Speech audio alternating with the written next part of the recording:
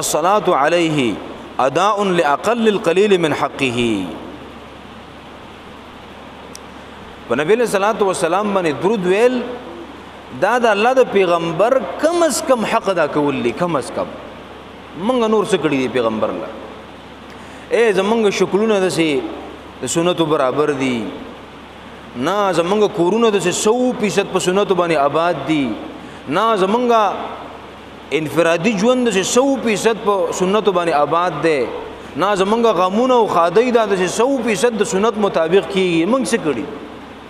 موږ غواړو مذاق کو د پیغمبر د حدیث سره، اسی مذاق کو د پیغمبر د دین سره. غوړې که صحیح مانو ته واړې کنه او د قران او حدیث چشمي وګوره د معاشري ته پکې وګوره کنه نو ځان به متډیر زیات خیرن ښکارا شي. واره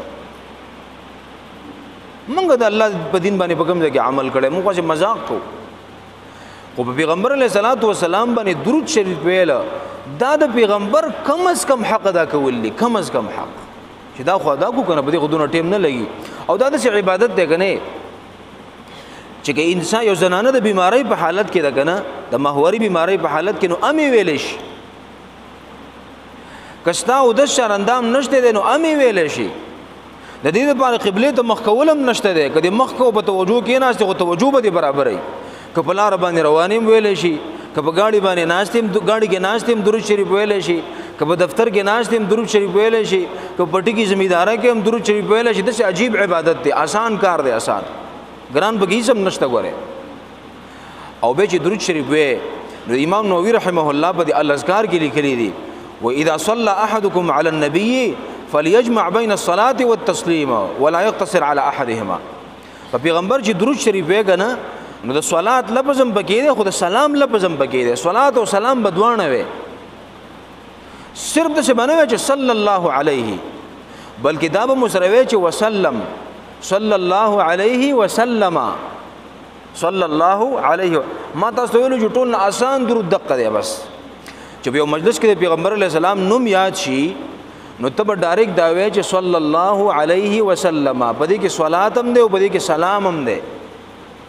صلی الله علیه وسلم کته وجه په پیغمبر باندې ډیر درود ویم نو دا ټول نه مختصر درود دی او مستند درود دی تی ویلش چې صلی الله علیه وسلم صلی الله علیه وسلم. یا لکه دی ابن عثیمین رحمه الله تعالی لیکلی دی هغه وی دا الفاظم ډیر بهترین الفاظ دي چې اللهم صل وسلم وبارك على نبينا محمد. اللهم صل وسلم وبارك على نبينا محمد. نو بدی کې صلات هم شته او سلام هم پکې دی. نو ایواز سلام هم ویل ندی پکار، ایواز صلات هم ویل ندی پکار، بلکې صلات او سلام دوه ویل پکار دي. اوې مونږ چې پیغمبر علیه الصلاۃ والسلام باندې درود ویو کنه دې دا مطلب نه دی چې مونږ د پیغمبر د پاره سپارښت کوو چې الله تی وبخا.